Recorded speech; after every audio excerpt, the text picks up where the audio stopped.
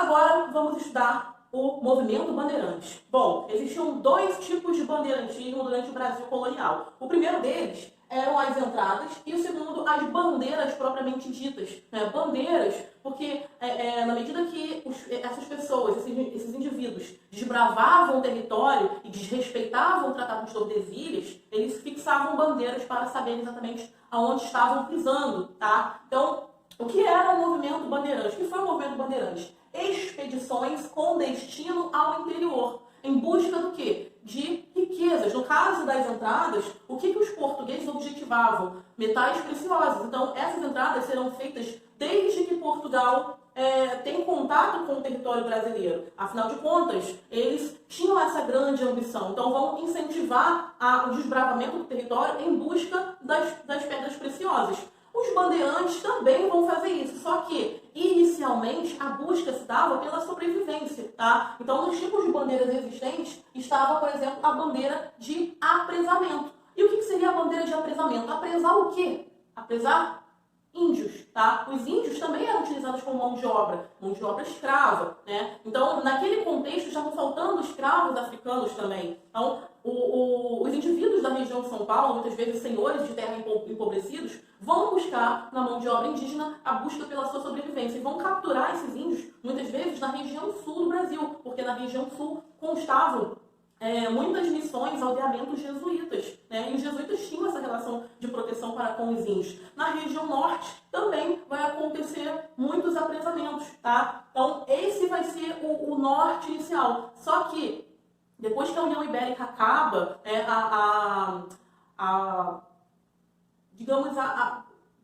a fiscalização sobre a escravidão indígena, ela vai se dar de forma muito mais intensa, até porque a escravidão indígena já havia sido abolida, ok? Mas esses homens estavam desrespeitando constantemente essa lei vinda de Portugal, tá? O outro tipo de movimento bandeirante que vai acontecer com muita frequência é o de prospecção, busca por pedras preciosas. Os bandeirantes vão conseguir encontrar as tais pedras preciosas. Aonde? Na região das Gerais. Minas Gerais, ok? Mas não só em Minas Gerais, tá? Também na região centro-oeste. A gente vai ver esse assunto no próximo episódio, ok? E o outro movimento bandeirante que existia também era o de sertanismo de contrato. Muitas vezes, bandeirantes eram contratados para capturar escravos fugitivos e também eram contratados para destruir missões aldeantes, né? Missões jesuíticas, assim como para promover a chamada guerra justa contra índios considerados selvagens ou que se recusavam a estabelecer contato com os portugueses, né? Um dos casos mais emblemáticos e famosos desse uso do sertanismo de contrato vai se dar na destruição do Quilombo dos Palmares por parte de um cara, um bandeirante muito famoso chamado Domingos Jorge Velho, tá? Ele consegue destruir o Quilombo dos Palmares e também vai conseguir derrotar muitas tribos indígenas consideradas selvagens da região Nordeste, tá?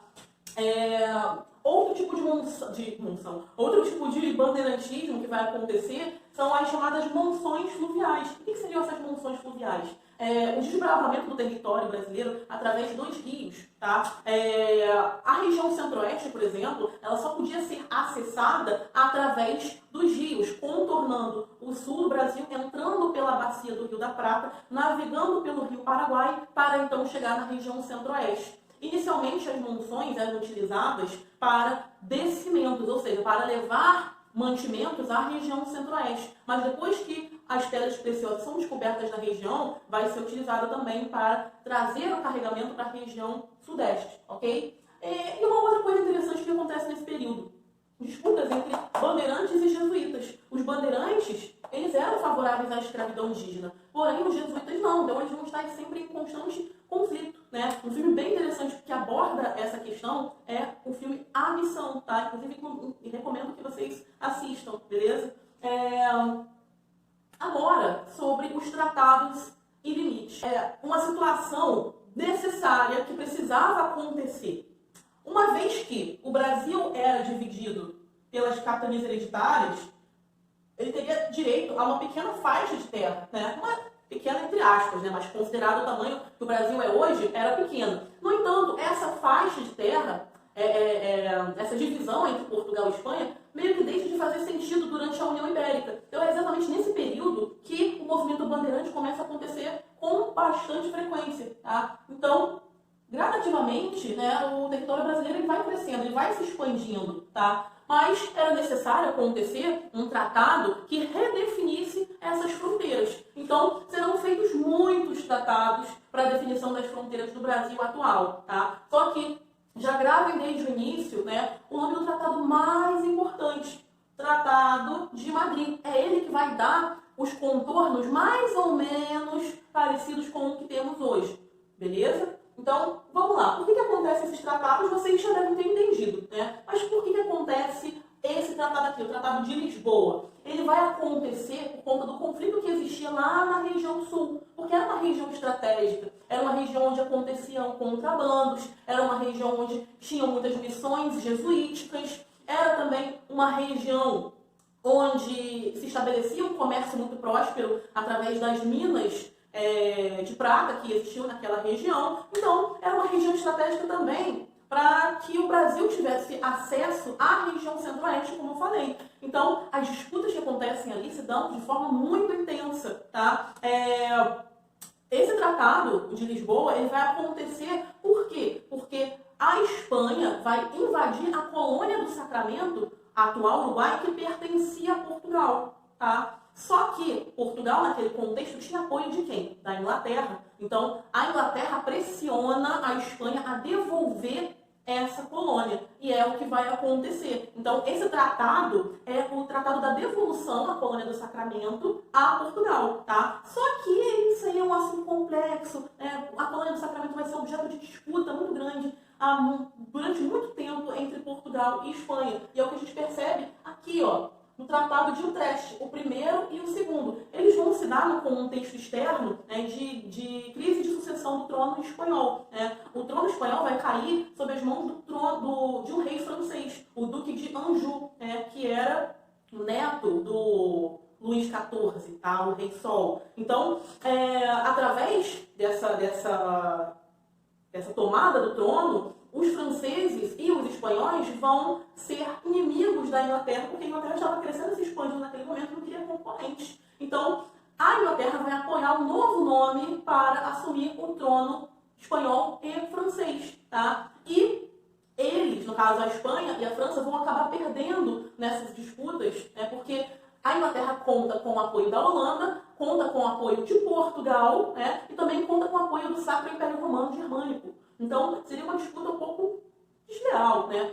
Por conta dessa perda, é assinado o primeiro e o segundo Tratado de Utrecht. O primeiro consta da divisão ao norte do Brasil, né? É o tratado que divide as terras portuguesas das francesas. E o que vai dividir o Brasil da Guiana Francesa? O rio Oiapoque, ele acaba se tornando uma divisão entre as duas terras e através desse tratado, a Guiana Francesa, no caso a França, é obrigada a reconhecer a soberania portuguesa sobre a Amazônia, ok? E o segundo Tratado de Utrecht é o tratado que a Espanha tem que devolver novamente a colônia do Sacramento a Portugal, porque, como eu disse, né, a disputa ali era intensa, tá? O outro tratado, como eu falei, é o mais importante de todos, o Tratado de Madrid, tá? Ele vai ser assinado, né, e a Espanha vai ser coagida a assinar através das pressões inglesas, tá? E esse tratado se dá através de um princípio romano chamado uti possidetis. A terra é de quem chegou primeiro, tá? Ou o famoso uso capião, tá? Então, Portugal consegue estabelecer suas posses, né, através desse princípio. Só que a região sul do Brasil era uma região conflituosa, era uma região disputada. Então,